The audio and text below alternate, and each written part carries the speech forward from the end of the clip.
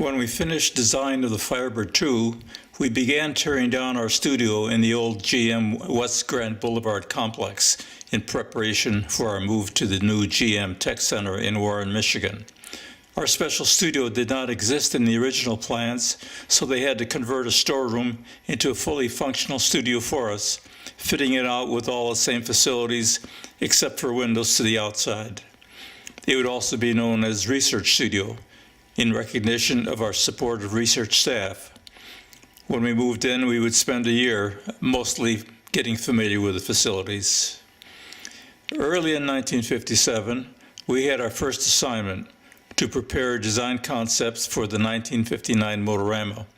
We'd review them later with Harley Earl at a kickoff meeting for that Motorama. As with the Firebird II, Stefan and I were the only designated designers for our studio. Stefan for mechanical engineering, and I for aesthetics and styling. Our clay modelers had been loaned out to the production studios. We had dutifully resolved that our concept would be a small electric vehicle and represent more conservative design trends. That is, no tail fins. When that kickoff meeting took place, we had built a modest mock-up, and Bob McLean presented its particulars while Miss Earl sat patiently in a wire Bertoya chair. When McLean finished, Earl confirmed that the featured corporation's show car would in fact be the third in the series of Firebird gas turbine vehicles. As to its appearance, it would be spectacular, something like the Club de Mer, a Pontiac Motorama concept car, only larger, to accommodate all the features. The most memorable expression he conveyed, however, was, "You know, when you go to see a floor show in Las Vegas, you don't expect to see your wife on the stage. You expect to see a real floozy." When he finished, he and McLean left the studio.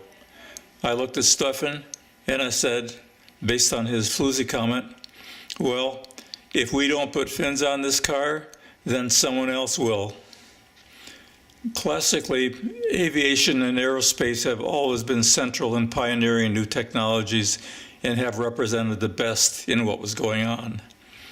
After a recent air show at Selfridge Air Force Base near Detroit, F-100 and F-104 fighter jets represented the hottest images in body forms. A Nike missile on display also caught my attention, not because of the multiple fin stages, but because it was mounted on a launch rail, and its array of fins were clocked at a 45-degree angle to clear the rail. This in itself presented somewhat of a new look. Seeking a way to get something truly original, I thought that perhaps just a change in the way the design is developed may be sufficient to get a new look. A problem in the past for designs sketched full-size on vellum, these would be on vertical boards so one could step back far enough to see them. Invariably, there would be many dark erasure smudges on it. They would still be visible and therefore would contribute to the design. I had previously thought that string or elastic colored yarns positioned by push pins might be a better means of drawing lines and would eliminate that problem. Perhaps this would be a good time to try it. I placed an order for yarns and push pins. As we were receiving dimensional data and mechanical systems drawings, the pins and yarns arrived, so we placed our worksheets and templates on the vertical boards to try it out.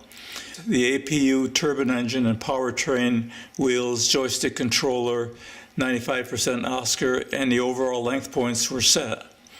We were ready to go. Yarns were pinned to the overall lengths, and the intermediate pins were ready to stretch the profiles clear of the hardware. One could stretch the yarns easily, and we subtly realized that variations in pin spacing or variations of angles between straight string placements could give character to the line. Surprisingly, you could almost sense a mathematical purity you could use to actually improve lines, because the eye is sensitive to proportions for making comparative judgments. Secondary elements like blisters could be added easily. The key quad fins were anxiously added as they were important new features and the impact was still unknown at this time. Stepping back, we could see it better as a straight-on side view. A problem developed here. I was hoping that the quad fins would swallow up the rear wheel housings. The rear wheels were a little bit larger already, and that aggravated the problem. Stefan and I were doing the drawing together, and at this point, Stefan walked up to the board and said, "What if we try something like this?" As I watched, he added a large dorsal fin and 2 lower ones. I thought, you can't do that. You can't add a 3-fin feature behind a 4-fin feature. But as I looked at it, it added a mass distribution it was crying for. It didn't really look that bad, but it seemed a violation of some unwritten principle. It could be considered a design flaw, like a birthmark, and sometimes they are known to become beauty marks. So maybe we can live with it. As shown here, the aerodynamic brake flaps could be added, and they mirror the XX and YY axes to establish a sense of 3 to 9 o'clock and 6 to 12 o'clock references. That would put it back into quad ordinances. Stefan and I were pleased with how it was working out and decided to call McLean down from his second-floor office to take a look at it. When he saw the string drawings, he agreed, we may have something. We were committed to continuing what Earl had directed us to do, but McLean authorized us to make a second mock-up to this new design. That put it in my ballpark, as I would have to develop all the surfaces and draw up the section templates. That would take the better part of the next week to do the drawings, and I decided to make a Rowena Reed, that's a Pratt Institute style space sketch, except it would be full size instead of the book size that most of them usually were. It shows how curves can be varied by pen spacing. With McLean's second mock-up approval, I drew in straight line segments between the pins and outlined the templates onto the back sheet of vellum. I then placed a clean sheet of vellum over that and best fit curves to integrate the short straight segments into smooth sweeps. In the end views, I picked station sections that best represented body cuts for character, put sheets of vellum over those section cuts, and drafted notch egg crate type templates, flying model airplane fashion, for the wood shop to make the parts.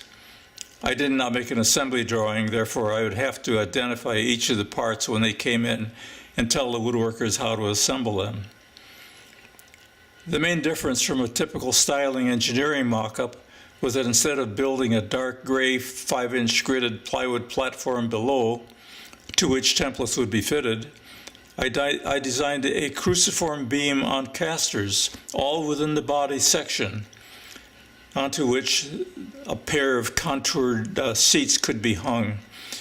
This also defined a centerline frame structure, which necessarily would also become primary vehicle structure. The general view would have looked something like this. This sketch is intended to show a few design features that Mr. Earl directed to be changed. There is no good record of the original mock-up as Earl reviewed it.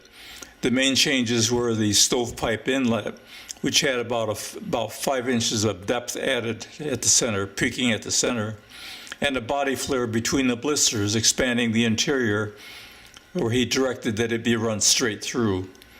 This sketch was constructed from a photograph of the as-modified space sketch. Note that the mock-up has clear blisters, meaning that they were vacuum formed from casts taken from the clay model months later. The actual mock-up proved to be a very powerful tool for revealing the form and the space below, capturing the lightness intended for the design. When Mr. Earl entered the studio to review our work, he saw the original mock-up first and then the space sketch, immediately to his right.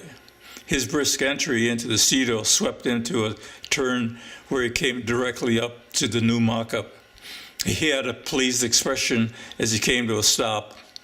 Without much discussion and in short order, he declared, "This will be the Firebird III." And then shortly, "Go to clay." He and McLean left the studio together, and Stefan and I were ecstatic. McLean returned to the studio a short while later with some other good news. He told us that Earl had directed the design committee to stay out of our studio. For approximately a year and a half, the design was executed and resolved to be ready for the 1959 Motorama. The original space sketch remained in our studio this entire time as a guide for our visual objective of what we were trying to achieve.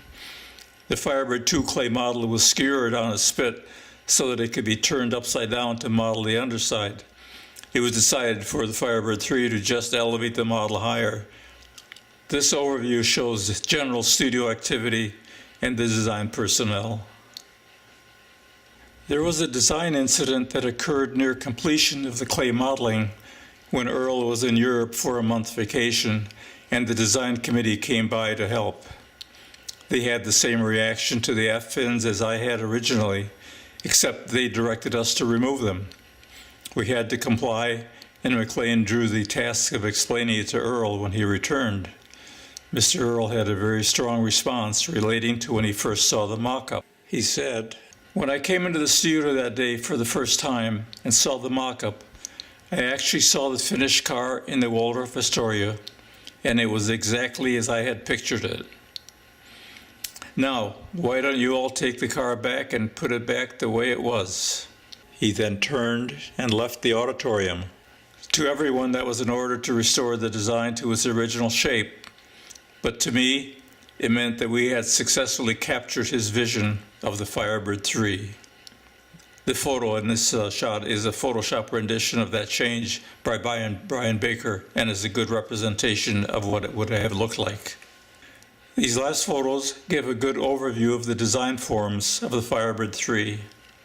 The resolution of complex surfaces is dependent on the execution of that composition.